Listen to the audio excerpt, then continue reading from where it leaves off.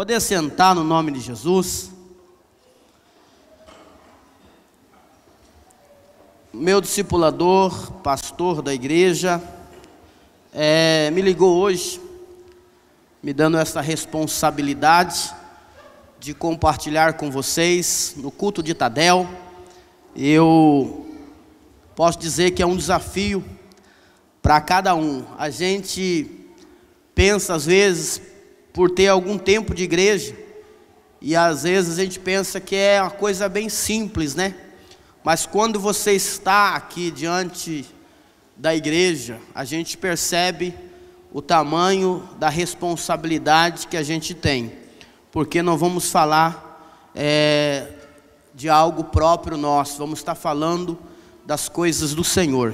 E quando ele me ligou, eu já de imediato esbocei uma preocupação sadia, diante daquilo que eu teria que compartilhar com vocês.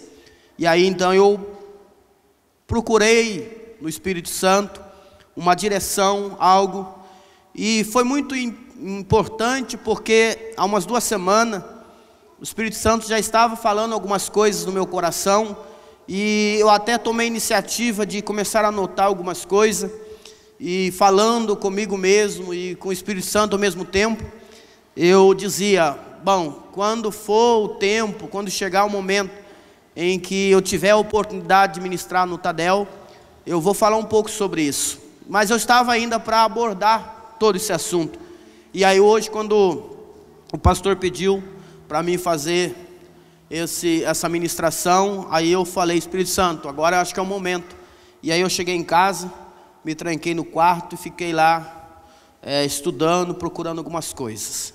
E eu queria compartilhar com vocês nessa noite, nesse culto de Tadel, culto de treinamento de líder de célula, falando algo sobre a questão de discipulado, não fugindo dessa visão, desse propósito da igreja, que é estar debaixo da visão do MDA, aonde trabalhamos com discipulado 1 a 1, célula e rede e tal. Então, em cima disso, eu tomei a liberdade de colocar vamos dizer assim, seria um tema para a gente abordar o assunto.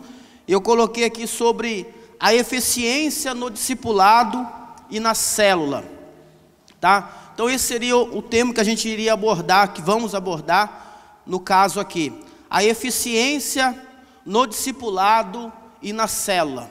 Então eu queria que você abrisse a sua Bíblia. Nós vamos usar como base de início 2 Timóteo, segunda carta de Paulo a Timóteo, capítulo de número 3 e o versículo de número 16 e 17. Segunda carta do apóstolo Paulo a Timóteo. Lembrando que Timóteo era um discípulo de Paulo, né?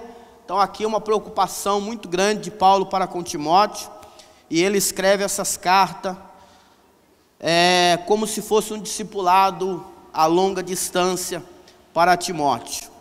Segunda carta do apóstolo Paulo a Timóteo, capítulo 3, versículo 16 e 17. Todos acharam? Diz assim, o versículo 16: toda a escritura é inspirada por Deus e útil para o ensino, para a repreensão, para a correção e para a instrução na justiça, para que o homem de Deus seja apto e plenamente preparado para toda boa obra. Amém? Então, falar sobre a eficiência no discipulado e na célula, eu coloquei aqui uma introdução pequena para a gente darmos assim o início. Eu coloquei aqui uma observação: eficiência é um substantivo feminino, fala do poder, da capacidade de ser uma pessoa efetiva, e a efetividade gera a eficácia. Outra tradução: virtude ou característica de um ser competente, produtivo, que consegue um melhor rendimento com mínimos de erros. Então essa seria a definição da palavra eficiência. Aí eu coloquei aqui o seguinte: para ter um discipulado, ou uma célula, ou uma rede com pessoas eficazes, é necessário ter alguns cuidados no desenvolvimento de cada um que faz parte desses elementos. Então, se eu quero ter um discipulado, quando eu falo discipulado, eu estou falando de um relacionamento entre o discipulador e o seu discípulo, ou vice-versa, entre o discípulo e o seu discipulador. Se eu quero ter uma eficiência, eu quero que o discipulado, ele gera algo que vai produzir, que vai trazer um crescimento no nosso relacionamento como discípulos, discipuladores. E se eu quero ter uma eficiência, eu quero que a célula seja uma célula eficaz, ou a rede seja uma rede eficaz, é necessário que eu tenha alguns cuidados. Alguns cuidados são necessários para que eu possa ter a resposta daquilo que eu tenho como objetivo no discipulado 1 a 1, ou na célula como um líder de célula, ou como um pastor de rede. Então eu queria falar nessa noite para vocês alguns cuidados que nós precisamos ter. Isso é importante. Se eu parar para prestar atenção e colocar em prática esses cuidados, então eu vou conseguir experimentar, viver isso dia a dia no discipulado 1 a 1, e eu vou conseguir ver isso acontecendo na célula, e eu vou ver isso acontecendo a nível de rede, porque uma coisa puxa a outra. Se o discipulado ele está tendo eficiência, ele está sendo eficaz, automaticamente vai gerar isso na célula também. Se a célula ela começa a ter esse desenvolvimento eficaz, automaticamente vai repercutir na rede. Então uma coisa puxa a outra. Então, falando sobre alguns cuidados, o primeiro cuidado que eu queria compartilhar com os irmãos é: preciso gostar de fazer o que faço. Olha que complicação. Se eu quero ter uma eficiência no discipulado, na célula ou na rede, primeiro cuidado que eu preciso gostar de fazer aquilo que eu faço. Vamos entender melhor.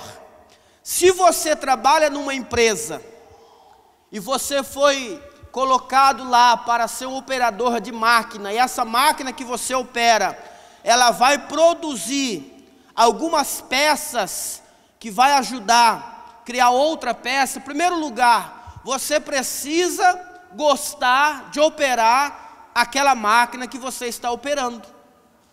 Se você não gostar de fazer aquilo que você está fazendo, irmãos, tenha certeza de uma coisa: você vai fazer aquilo obrigado.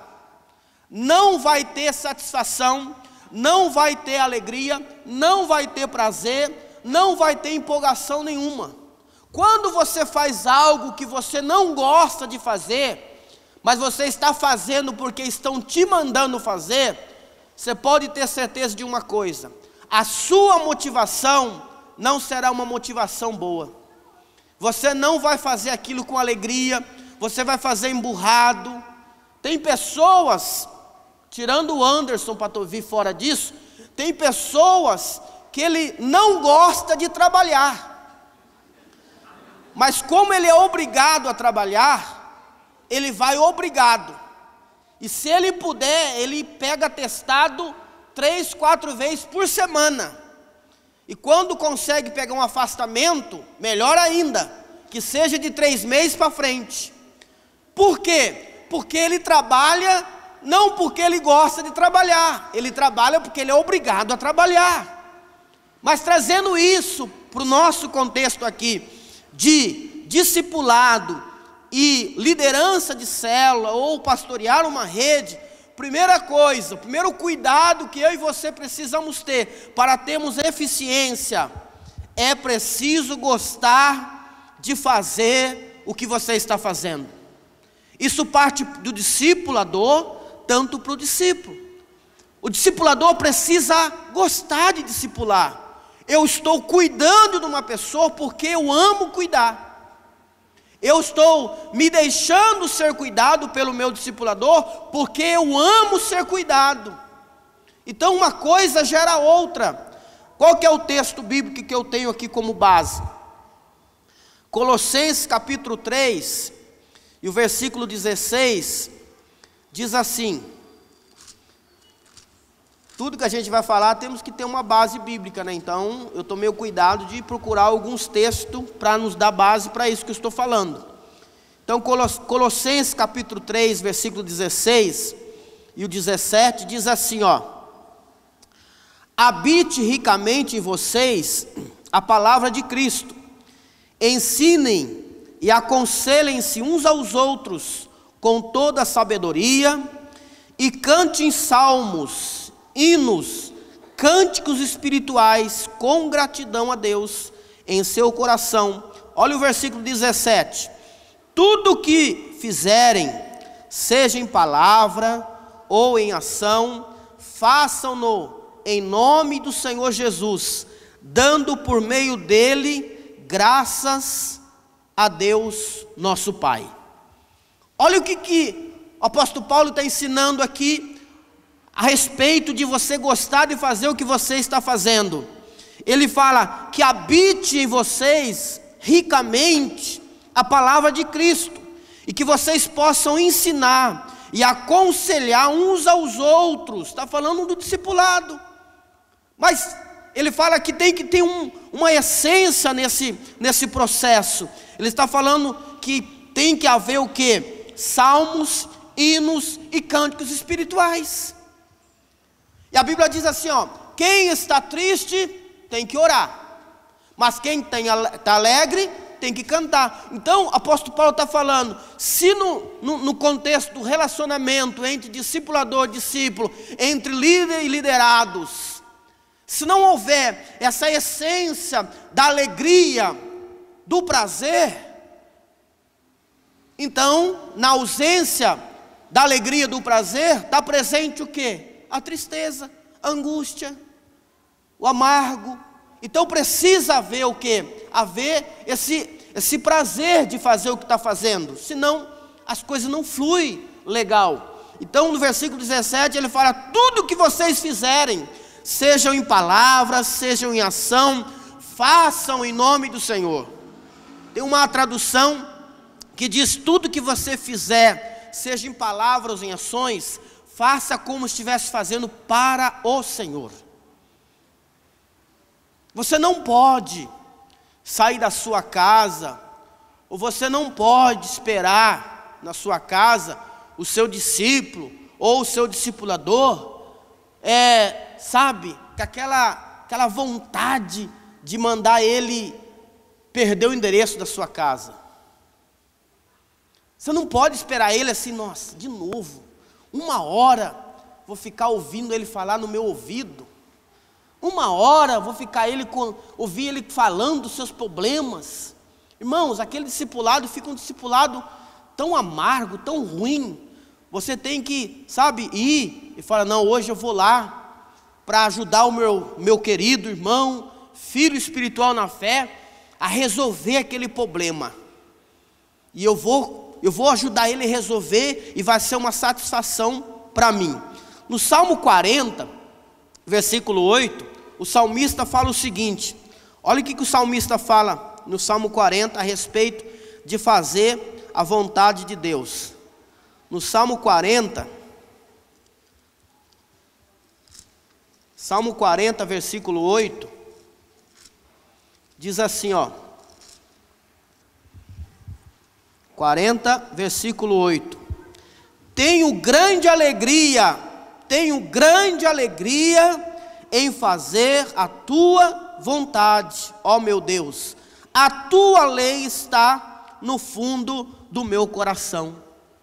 Olha o salmista expressando aqui: eu tenho uma grande alegria em fazer a tua vontade.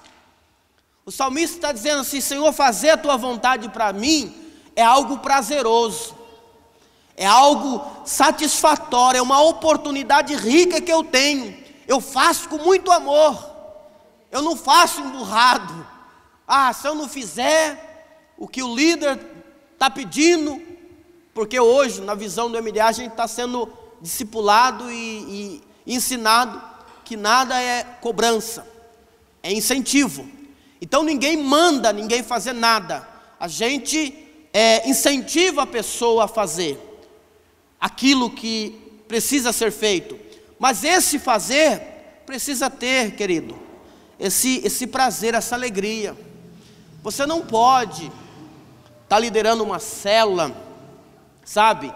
E aí, quarta-feira, está chegando a bendita quarta-feira. Meu Deus do céu, só de pensar nos filhos daquele casalzinho que vai vir, meu Deus do céu, dá até dor de barriga em mim. Só de pensar aquela mulher, Não, irmãos, você tem que, sabe, chegar na quarta-feira. Eu aprendi num dos livros da visão do MDA, que a célula, ela não começa às 8 horas da noite. A célula começa às 7 horas da manhã. Você já começa, no comecinho, aí o camarada tinha até algumas discussãozinhas santas, assim. Porque eu li os livros, né? E aí ele ensinando lá que a célula começa de manhã, que você já começa de manhã arrumando a casa, limpando, ajeitando, orando, colocando louvor. Aí então na quarta-feira eu já cortava todos os compromissos seculares que eu tinha. E aí eu começava de manhã de manhã já colocava um louvor, já fazia o meu TSD, já começava a limpar a casa, lavar e jogar e tal. E aí, né, começava a surgir umas coisas. Não, eu falei, na quarta-feira você não me pede para fazer outra coisa, porque quarta-feira é a célula. Mas a célula é 8 horas, não, para mim começou agora cedo. Então, você não pode pegar a quarta-feira e colocar na sua mente, a célula começa só 8 horas, então hoje eu vou ficar light, de boa. A hora que dá 15 para as 8, eu já dou uma esticada na cadeira aqui, uma esticada ali, já tiro do canal de televisão que eu estou assistindo lá, o programa do jornal, não sei das contas, e já dou um jeito de fazer rápido. Ou acontece às vezes da pessoa preparar o louvor, irmãos, 15 minutos antes de cantar, né? A gente faz supervisão, a gente percebe algumas coisas, depois a gente vai ajeitar e tudo. Mas às vezes tem pessoas que ele deixa para preparar música bem na hora, irmãos, bem na hora. Já está ali, né, a coisa fluindo e o negócio não está pronto ainda. Então, você precisa ter prazer em fazer. E quando você tem prazer, você acorda de manhã já, quarta-feira, com aquela alegria, não vê na hora que chega à noite para receber as pessoas, para fazer parte da célula. Então, o primeiro cuidado para você ter uma célula, um discipulado, uma rede eficiente, ou com eficiência, você precisa gostar de fazer o que você faz. Segundo cuidado que eu quero compartilhar com vocês, nós precisamos gastar tempo na oração. Nós estávamos aqui esses tempos atrás, e o pastor trouxe para a gente uma matéria de uma pessoa que ele começou a ver o crescimento da igreja em célula. E ele começou a pesquisar e querendo saber o motivo, a razão daquele crescimento. E ele selecionando alguns casos, ele percebeu que algumas células ou algumas igrejas que trabalham em célula ou com células crescem mais. E ele foi descobrir que a essência disso era o tempo de oração que a liderança da célula ou a liderança da igreja, ou a liderança da rede tinha com Deus. Isso é fundamental. Se você quer ter um discipulado eficiente, você quer ver o seu discípulo, ele mostrando uma predisposição de querer te ajudar na célula, de querer cuidar das pessoas, se você quer ver os liderados, eles tendo uma motivação a mais, nós precisamos entender isso. Um dos cuidados é você precisa gostar de gastar tempo na sua oração com Deus.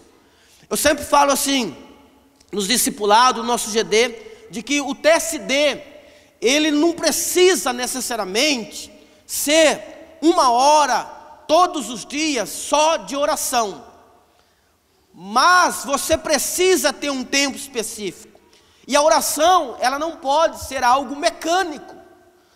Eu vou fazer o meu TSD de oração, porque eu vou ter que prestar conta para o meu discipulador, para o líder de célula, e aí eu não vou poder mentir para ele, e eu vou falar para ele que eu não orei nada, ele vai me dar uma bronca, então vou ter que de novo. Aí a sua vida de oração, o seu TSD com Deus se torna algo mecânico, e isso não pode acontecer na vida de um discipulador, de um líder de célula, e nem num líder de rede. A oração tem que ser um privilégio na vida dele. Olha o texto que eu encontrei aqui como base da gente ter essa eficiência. Vamos lá em João capítulo 17. Evangelho de João capítulo 17. Nós vamos olhar aqui a oração de um discipulador.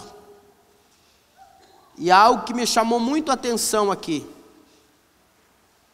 João capítulo 17, versículo 6. Jesus ora por seus discípulos. Olha aqui que diz, o versículo 6 a seguir: Eu revelei teu nome àqueles que do mundo me deste. Eles eram teus, tu os destes a mim, e eles têm obedecido a tua palavra. Agora eles sabem que tudo o que me deste vem de ti, pois eu lhes transmiti as palavras que me deste, e eles aceitaram. Eles reconheceram de fato que vim de ti, e creram que me enviaste. Eu rogo por eles, não estou rogando pelo mundo, mas por aqueles que me deste, pois são teus. Tudo o que tenho é teu, e tudo o que tens é meu, e eu tenho sido glorificado por meio deles. Não ficarei mais no mundo, mas eles ainda estão no mundo, e eu vou para ti. Meu Pai Santo, protege-os em teu nome, o nome que me deste, para que sejam um, assim como nós somos um. Enquanto estava com eles, eu os protegi e os guardei. No nome que me deste, nenhum deles se perdeu, a não ser aquele que estava destinado à perdição, para que se cumprisse a Escritura. Agora vou para ti, mas digo estas coisas, enquanto ainda estou no mundo, para que eles tenham a plenitude da minha alegria. Dei-lhes a tua palavra, e o mundo os odiou, pois eles não são do mundo, como eu também não sou. Não rogo que os tires do mundo, mas que os proteja do maligno. Eles não são do mundo, como eu também não sou. Santifica-os na verdade, a tua palavra é a verdade. Assim como me enviaste ao mundo, eu os envio ao mundo. Em favor deles eu me santifico, para que também eles sejam santificados pela verdade. Olha o compromisso de Jesus como discipulador na vida dos seus discípulos. Ele gasta tempo aqui na oração, intercedendo pela vida dos seus discípulos, agradecendo a Deus pelos seus discípulos, incentivando os seus discípulos na oração. Ele se consagra pelos seus discípulos. Isso aqui, irmãos, é algo importante. A visão do MDA, ele tem trazido um desafio para nós como igreja, nessa questão que antigamente era o espírito do individualismo, né? era o ministério individual. Cada um cuidava da sua célula. E na célula cada um cuidava da sua vida. E isso chegou aonde chegou. Mas hoje, na visão do MDA, a estratégia que Deus deu para o pastor Ebe, que chegou até nós, irmãos, nós temos essa sintonia que é muito importante. Eu não tenho dúvida que o meu discipulador, e pastor, e pai espiritual, eu não tenho dúvida que o tempo que ele está com Deus, orando, ele esquece o meu nome, ele esquece o nome dos outros que está discipulando. Eu não tenho dúvida que ele gasta tempo diante de Deus, orando pela minha vida, pela minha família, pela célula, pela rede, como pastor. Eu não tenho dúvida, e isso é o que nós estamos aprendendo, vida na vida, porque uma vez que eu sei que ele gasta tempo com Deus, orando pela minha vida, eu preciso também entender esse princípio, que eu tenho aqueles que eu cuido, que eu discipulo, e aí eu tenho que amar, gastar tempo na oração pela vida deles. Então, uma coisa, irmãos, que não dá para nós entender, uma pessoa que fala assim, principalmente quando ele é discipulador, e é absurdo quando ele é líder de célula, ele fala assim: rapaz, eu não consigo orar mais do que meia hora. Irmão, não existe possibilidade de você se autoconvencer que você não consegue gastar tempo com Deus mais do que meia hora. Uma vez que você entender que você é líder de uma célula, e nessa célula você tem no mínimo 10 pessoas que estão ali, olhando para você, e acreditando que você é uma pessoa de Deus para abençoar a vida delas, na questão de aconselhamento, de discipulado, não tem como você só ter 30 minutos para orar, porque se você parar para pensar, só para você agradecer a Deus, por você ser o que você é, e pela família que você tem, irmão, só nesse processo, 30 minutos já não vai dar. Agora, se você for uma pessoa que realmente tenha no coração essa paixão, esse amor, esse prazer de cuidar de pessoas, você vai entender que uma hora é o mínimo que você tem para orar pela sua célula, quanto mais pelos discípulos, pela família, pela igreja. Então, o segundo cuidado aqui é você gostar de gastar tempo na oração. Quando você faz isso, Jesus fez isso, e o que me chama mais a atenção, não vou ler, você vai ler na sua casa, mas no versículo 20, até o versículo 28, você vai ver que Jesus, irmãos, olha que interessante, Jesus, além de orar, interceder, agradecer a Deus pelos discípulos que ele estava discipulando, ele já estava orando para os discípulos dos seus discípulos. Ele estava orando já para os discípulos, que os discípulos dele ia ganhar ainda. Porque você vai ver aqui que ele está orando pela nossa geração. Ele está orando pela nossa geração. Ele fala: a minha oração não é apenas por estes, mas é por aqueles que ainda vão acreditar no meu nome por intermédio do discipulado deles. Você entende isso aqui? Você imagina um pastor de rede, né? Tem hora que dá vontade de você correr, porque, gente, vou orar hoje pela rede.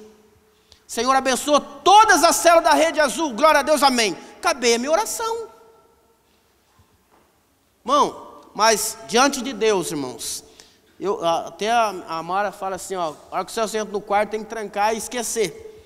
Aí, o que eu faço? Eu começo pela célula X, e vou orando pela vida do líder da célula, da família do líder da célula, sua vida pessoal, sua vida profissional, sua vida sentimental, sua vida emocional. Aí eu vou orar pelos membros da célula que ele está cuidando, pelos discípulos que ele está cuidando. Aí eu vou para outra célula.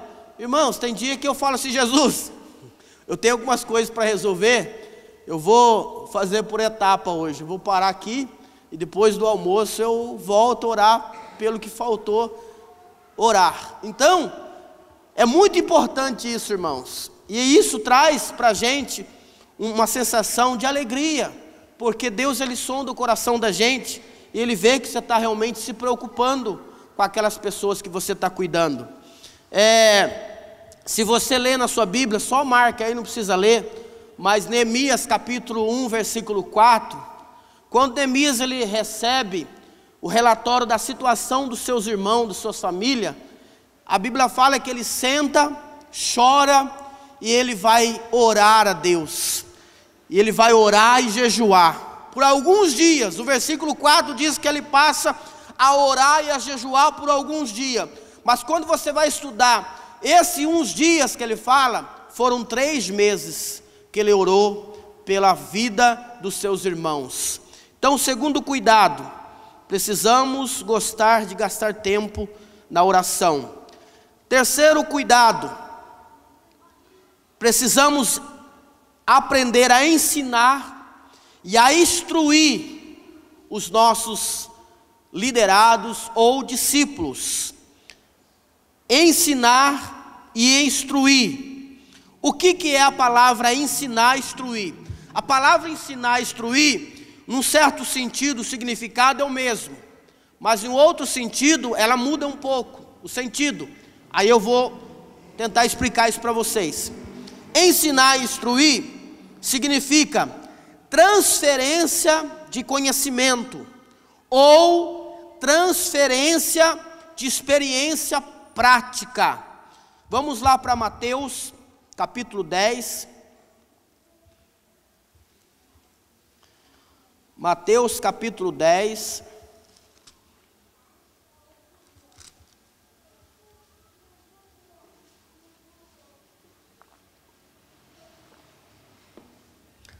Mateus capítulo 10, versículo 1, e aí já na sequência Mateus 11, versículo 1 também.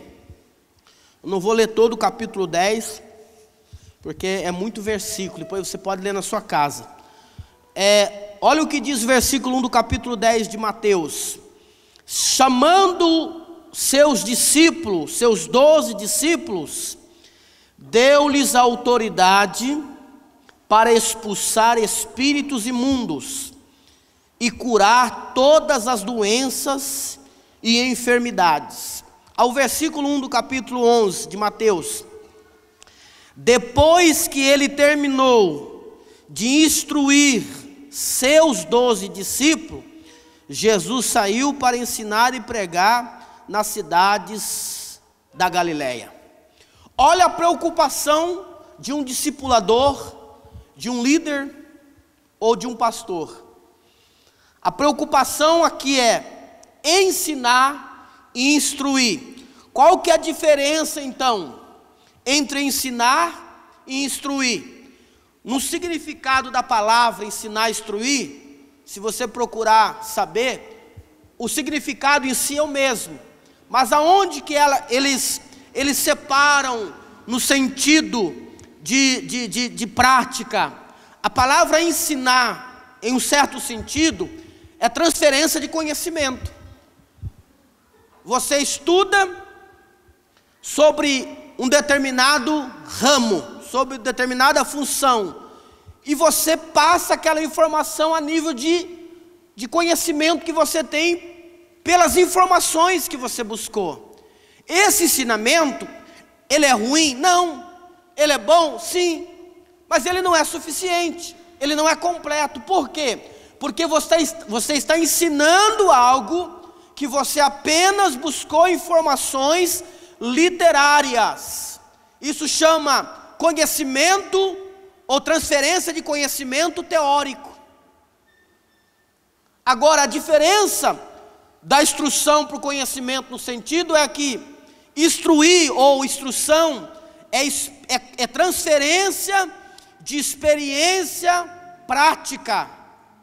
Ou seja, você estuda sobre libertação, né? Nós tivemos há um tempo atrás em São Paulo, fomos aprender sobre ocultismo e tal. Então você aprende sobre libertação. Aí você pega um livro de um certo autor e que ele fala sobre uma classe de demônios, entidades, fala sobre possessões e tal, E aí ali ele mostra que o nome de Jesus é poderoso para poder expulsar todo o demônio. Você tem um conhecimento literal sobre presença demoníaca e sobre o poder de Jesus para expulsar. Você pode chegar numa pessoa e falar para ele: olha, todos os demônios, é todo demônio, e tudo eles não presta, e em nome de Jesus você pode mandá-los embora e eles vão embora. Amém. Mas aí a pessoa pode perguntar para você: quantos demônios você já expulsou? Sinceramente, até agora nenhum. E espero não precisar expulsar, só ensinar, você expulsar. É conhecimento, irmãos, é ensinar algo teórico. Agora instruir é você transferir um conhecimento de cima de uma experiência prática. Então veja bem, Jesus falou aqui no capítulo 10, versículo 1: chamando os seus 12 discípulos, deu-lhes autoridade para expulsar espíritos imundos e curar todas as doenças e enfermidades. Jesus estava aqui falando de algo prático na sua vida. Jesus estava, por isso que Jesus delegou para ele: eu vos dou autoridade. Jesus estava falando: eu estou transferindo para vocês aquilo que eu já vivi, aquilo que eu já pratiquei. Então, instruir é você transferir algo que você já fez. Eu, quando me converti na época, na igreja O Brasil para Cristo, pastora Luísa, na época a pastora Neia, ela que diz agora, acabou de falar, com o pastor Duran, que era diácono na época. Quando eu cheguei, irmãos, eu cheguei numa igreja, fui ensinado numa igreja, onde meu discipulador, ele cantava: põe um anjo aqui, Senhor, põe o outro ali, põe um no altar. Mas quando ele terminava de cantar esse corinho, caiu um monte de demônio. E nós, obreiros, diáconos e tal, todo mundo partia para cima: sai, Satanás! Aí um juntava para o cabelo e puxava, outro torcia o braço da pessoa. E aí, mano, olha, o demônio saía, mas a pessoa ficava quebrada inteira. E aí, isso aí foi algo, na minha vida, no começo de conversão, algo normal. Expulsar demônio é algo normal para mim. E foi indo, irmão, e foi indo. E então, todos os trabalhos que a gente fazia nas casas, eu chegava e para mim era normal eu chegar e orar para que pudesse mandar embora qualquer tipo de ação maligna ali. Então, o que eu quero que você entenda? Existem dois tipos de ensino: o ensino teórico e o ensino prático. Então, mas é necessário que haja instrução. Então, o seu discípulo, de repente, ele vai fazer algo que ele não sabe, e você precisa ensiná-lo. Qual duas formas de você ensiná-lo? É fazendo e ele te observando, e ao mesmo tempo você passar para ele fazer e você ficar observando. Você lembra quando Jesus estava no monte orando com os 3 discípulos e ficou 9 lá embaixo? Quando ele chegou, os 9 estavam numa briga feia com o diabo, e o diabo deu uma pisa neles e não saiu. Jesus chegou e falou assim: o que está acontecendo?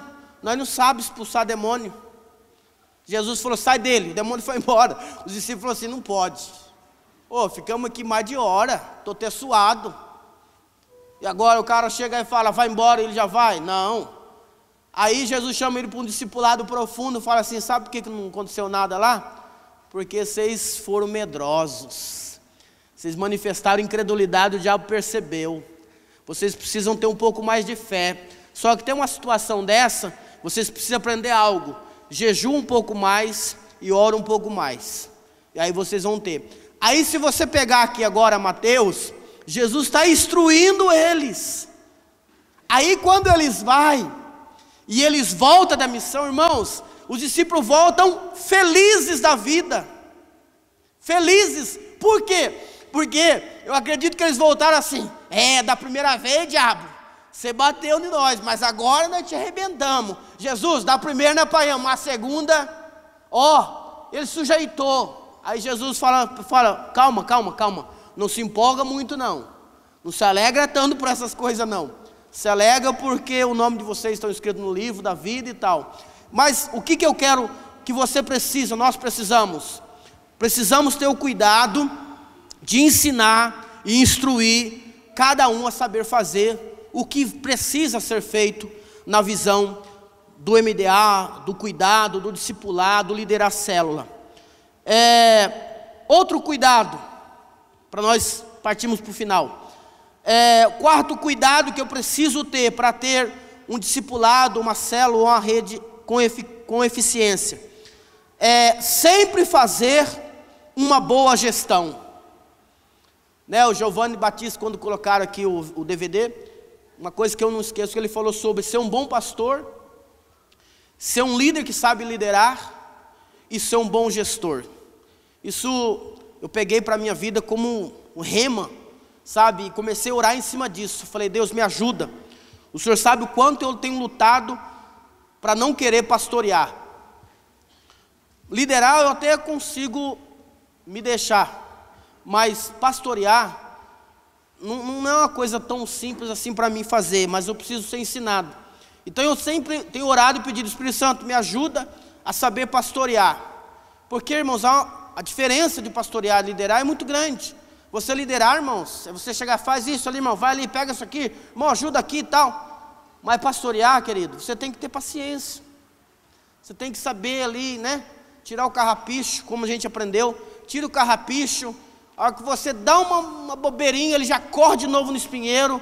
Aí você traz de novo e você... Então é um jogo de cintura ali, de paciência. Então a gestão, ela é muito importante. Se não tiver uma boa gestão, irmão, vira bagunça. Vira bagunça. Todo mundo faz como quer, do jeito que quer. Então por que serve a gestão? O que é fazer uma gestão? É você gerenciar. Você precisa ser um gerente espiritual da sua célula. Você que é líder, você precisa ser um gerente do seu discípulo. Você precisa ser um gerente da sua rede. Você não pode deixar as coisas indo a Deus dará, sabe? Tá indo, mais ou menos lá, eu estou sabendo meio por cima. Não, irmão, uma vez ou outra, o pastor Sabá ministrou lá, coisa que ele falou, irmão, qualquer probleminha, reunião. Qualquer probleminha, reunião. Qualquer probleminha, reunião. Então não pode, sabe? Não, deixa.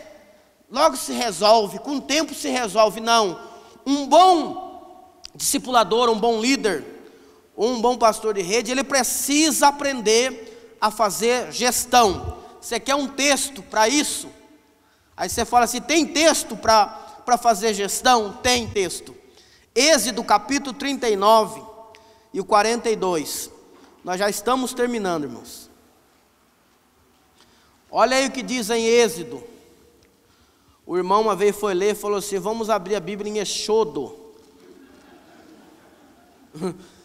Êxodo capítulo 39, 42, 43. Olha o que diz aí em 39, 42 e 43, irmão. Quando eu estava vendo isso aqui na minha mente, foi o Espírito Santo, me dá um texto aqui, porque vou falar algo sem um texto que o povo vai falar, mas não tem texto bíblico. Olha aqui, os israelitas fizeram todo o trabalho conforme o Senhor tinha ordenado a Moisés. Agora o versículo 43, Moisés inspecionou a obra e viu que tinham feito tudo como o Senhor tinha ordenado. Então Moisés os abençoou. O que Moisés fez aqui, irmão? Uma gestão. Ele foi lá e fez uma gestão, vendo se tudo estava funcionando conforme a direção de Deus para a vida dele, para o povo. E ele viu que o povo estava tudo belezinha. E aí Moisés então fez o quê? Os abençoou. Ou seja, Moisés elogiou eles. Olha, Beleza, estão de parabéns. Então, é muito importante o discipulador, ele de vez em quando fazer uma gestão com o discípulo. Como que você está, meu filho? Como que está a sua casa? Como que está seu casamento? Como que está a sua vida nisso, naquilo? Algumas pessoas, irmãos, elas se deixam ser levado pela vaidade, que ela não precisa de ninguém cuidando da sua vida. É um prejuízo grande que você está tendo na sua vida, querido. Se você realmente quer crescer no reino de Deus, e hoje, debaixo da visão do MDA, né, uma estratégia que Deus deu, por crescimento, um crescimento sólido, a pastora ministrou aqui, compartilhou conosco aquilo que Deus colocou no coração dela, domingo, sobre a igreja dos sonhos. Se realmente quisermos viver realmente a plenitude, sabe, de chegarmos daqui a um tempo e falar assim, olha, estamos quase nos 99% daquilo que Deus tem para nós como igreja, visão MDA. Nós precisamos se deixar ser moldado. Irmãos, eu confesso para vocês, diante de Deus, que no começo para mim não foi fácil. Meu discipulador tivesse aqui, ele ia confirmar. Irmão, não foi fácil. Não foi fácil para mim chegar e falar, mas camarada vai ter que cuidar da minha vida, cuidar do meu casamento, cuidar da vida das minhas filhas, queria saber o quanto que eu ganho, o que que eu faço com o meu dinheiro. Ah, vai cuidar da vida dele. Irmão, eu confesso para você que no começo foi meio difícil, mas aí, né, a gente vai caminhando, o Espírito Santo vai trabalhando, aí, né, aí chego, não, tudo bem aí, ó, esse mês assim, tal, aí ele vem, orienta, fala, e graças a Deus, irmãos, Deus é testemunho, qualquer coisa que eu vou fazer a nível de rede, de célula, antes de eu executar qualquer coisa, eu comunico, meu discipulador. Se ele falar assim, para e não faz nada, irmãos, eu me submeto, paro e não faço nada, porque ele é o meu discipulador e meu pastor. Então, mas tem pessoas que se fecham. Então, a gestão é para isso, é para ver como que está o nível espiritual da célula, como que está o nível espiritual da rede, como que está o nível espiritual de cada liderado, para que não vire bagunça. Então, não tenha medo de fazer uma gestão na sua célula.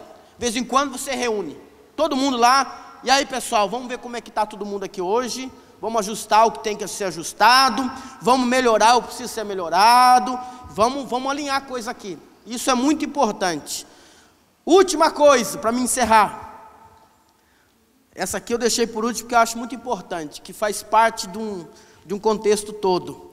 Motivação e participação. Todo discipulador, líder de célula, pastor de rede, ele precisa aprender a motivar os seus liderados, mas ser participativo também naquilo que ele está motivando. Porque não adianta, irmãos, eu motivar os meus discípulos no Senhor, sem eu ser meio participativo. Então eu vou motivá-los a viver uma vida de oração, mas eu oro quando eu achar que eu tenho que orar. Eu vou motivá-los a ter uma vida de leitura, mas eu mesmo não quero muito ler. Meu querido, diante da Bíblia, eu estou fazendo um papel de hipócrita. Você, mais bonitinho do que eu, está fazendo um papel de artista. Então, se você é discipulador, primeira coisa, você precisa motivar o seu discípulo a buscar mais, a ler mais, a obedecer mais, a entender melhor a visão, mas você também precisa ser participativo disso, porque não adianta você falar, meu querido, ó, meu discipulador falou para mim, falar para você que você tem que ler o livro Discipulado 1 a 1, aí ele fala, tudo bem, irmão, eu no discipulado, às vezes eu falo, olha, está chegando pessoas novas, com muita vontade, com muita sede, e algumas pessoas, sem você dizer para ele que ele precisa ler o Discipulado 1 a 1, ele já está correndo atrás para ler. Você vai ter uma surpresa, porque vai chegar um momento, que a hora que você sentar com ele, que você vai falar para ele assim, olha, você precisa ler o Discipulado, o livro, é importante. Ele vai falar para você assim, olha, rapaz, você sabe que eu já li 3 vezes, e eu estou muito abençoado. Sabe aquele capítulo 8 que fala sobre, sabe, aquele assunto assim, que lá é interessante, o que você achou? Aí você não lê o livro. Ou você só deu uma lida na primeira para falar para o seu discipulador que você está lendo. Aí você vai falar assim, esse capítulo aí é da hora mesmo, né? Que Deus, olha, Deus é maravilhoso, irmão. Mas não para de ler não. Irmão, você não é hipócrita, eu que sou, você é artista. Então, é importante você motivar. E eu quero encerrar lendo com você Mateus 28, 16. Jesus motivou seus discípulos, mas ele não deixou de ser participativo com eles. Mateus capítulo 28. Nós vamos encerrar. Olha o que diz aí. Mateus 28, 16 ao 20. Capítulo 28 de Mateus, versículo 16 ao 20, diz assim, ó, a grande comissão. Os 11 discípulos foram para a Galiléia, para o monte que Jesus lhe indicara. Quando o viram, o adoraram, mas alguns ainda duvidaram. Então Jesus aproximou-se deles e disse, foi-me dada toda a autoridade nos céus e na terra. Portanto vão e façam discípulos de todas as nações, batizando-os em nome do Pai e do Filho e do Espírito Santo, ensinando-os a obedecer tudo o que eu lhes ordenei. Presta atenção, Jesus falou assim, ó, vocês vão e façam discípulo, batiza eles em nome do Pai, do Filho e do Espírito Santo, e ensina eles tudo o que eu tenho ensinado a vocês. E aí encerra por aqui? Não, olha o versículo final, e eu estarei sempre com vocês, até o fim dos tempos. Irmão, você quer ver o seu discípulo motivado? Quer ver sua célula motivada? Quer ver sua rede motivada, irmão? Faça ele, ensina ele a fazer, mas participa. Com todo carinho vou falar para você que é líder de célula. Não adianta você incentivar a sua célula a vir para a igreja e você não vir. Não adianta você incentivar os seus liderados a participar do Tadel e você não participa. Inventa 1000 desculpas esfarrapadas que não convence nem você mesmo. E você quer que a sua célula flua. Você quer que a rede cresça. Você quer que o discipulado cresça. Seu discípulo aparece aqui, primeira coisa que ele olha, cadê meu discipulador? Ah, ele não pôde vir. O frio bateu na porta da casa dele e ele foi impedido de vir. Ainda bem que você conseguiu vencer o frio, você veio. Aprenda uma coisa, motiva, mas seja participativo. É vida na vida, querido. Visão MDA é um desafio, é vida na vida. Isso é bênção para nossas vidas. Então eu quero encerrar deixando para você essa palavra. A eficiência no discipulado e na célula. Aprenda a ter cuidado com algumas coisas. Precisa gostar de fazer o que você faz. Você precisa gostar de gastar tempo na oração. Você precisa aprender a ensinar, instruir. Você precisa fazer uma boa gestão. E você precisa ser um motivador participativo na vida dos seus liderados. Amém, queridos? Deus abençoe essa palavra, fica no seu coração nessa noite.